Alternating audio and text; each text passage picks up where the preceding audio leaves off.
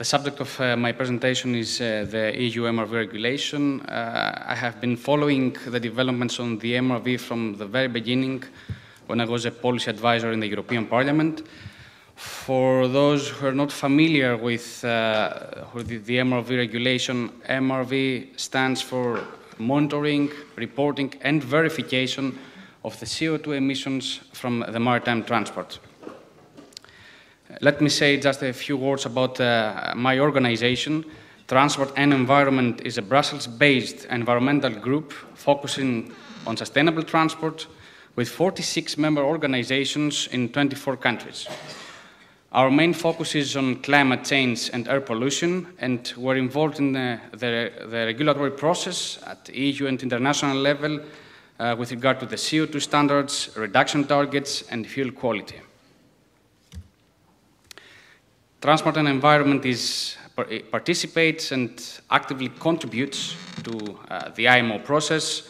We participate in the MEPC and the relevant correspondence groups. We actively contribute to the correspondence group on the fuel availability review, on the implementation of the global 0.5 sulfur limit. We also contribute to the correspondence group on the establishment of a global MRV system and the EEDI review. Just a few words about the EU MRV regulation, about the background of this new law. The EU MRV is part of the EU strategy, which was announced back in 2013, as a first step towards a reduction target and measures to implement this target.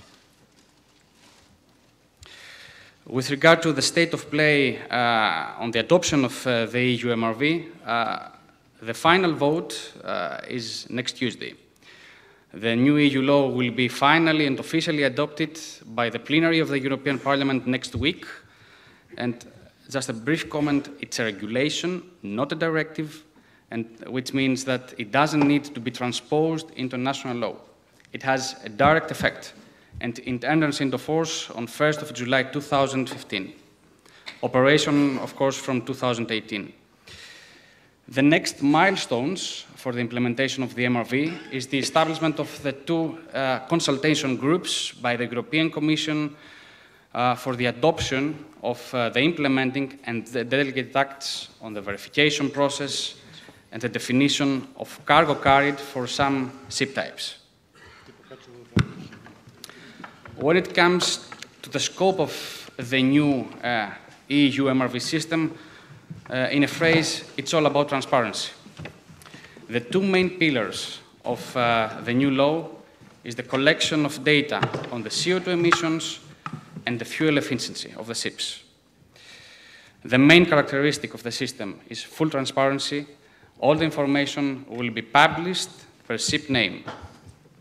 The system is flag neutral, meaning that it covers all ships calling at EU ports, and it excludes small emitters and special ship types.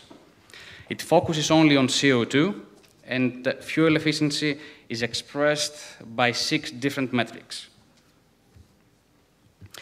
It's interesting to look at the international dimension of the EU MRV system. As I have already mentioned, all ships calling at EU ports will be covered by the EU rules, which means probably more than 70% of the global fleet, which means that the new EU law is effectively a global measure.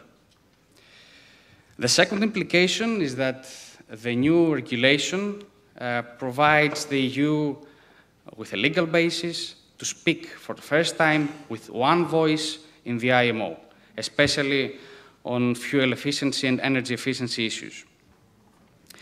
As a result, all EU member states have submitted to the next MEPC in May in London a joint paper supporting the idea that an EU-style MRV system could be easily transferred and transposed into international law.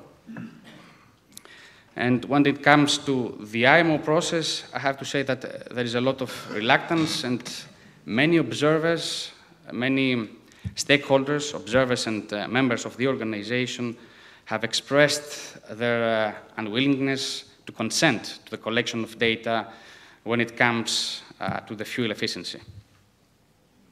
Thus, it's still quite uncertain if the global system will be mandatory or voluntary, and whether it will cover also fuel efficiency. On this slide, you can see all the data, all the information that will be reported and published by the European Commission on a yearly basis. You can see that this information includes the identity of the ship, the EEDI scores for the first time, the annual CO2 emissions, the fuel consumption, distance traveled, cargo carried, and total time spent at sea per ship name. Why this regulation is so important? Because transparency means fuel efficiency. The MRV regulation will make available for the public, for the policymakers, and for the cargo owners what some voluntary initiatives already do. You can see, for example, the Clean Shipping Index, the Right Ship. There are voluntary initiatives of the ship owners and cargo owners who exchange information in the procurement process. And if you look at the Clean Shipping Index, you can find many big multinational companies from the car industry, for example, Volkswagen, from the big global retailers, H&M, who participate and exchange information with the ship owners. Why cargo owners are so interested?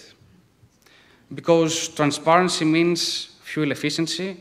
They pay the cost, the fuel cost, and they are also able to advertise to their consumers the greening of their supply chain.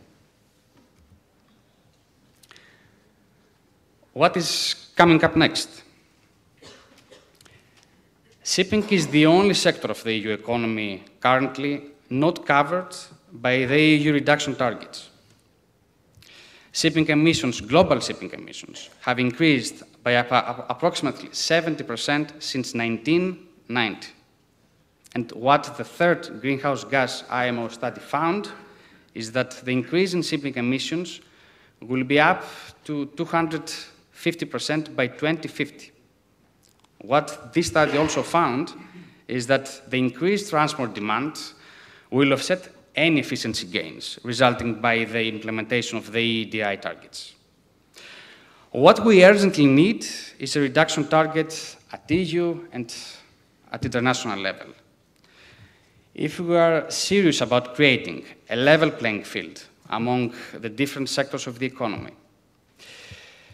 if we are serious about fighting against climate change, and if we are ready to listen to what science says about the level of the risk climate change poses to the environment and our economies, it's fair to say that it's time for the shipping sector to pay its contribution and to make its contribution and to pay its share to this fight. Thank you for your attention.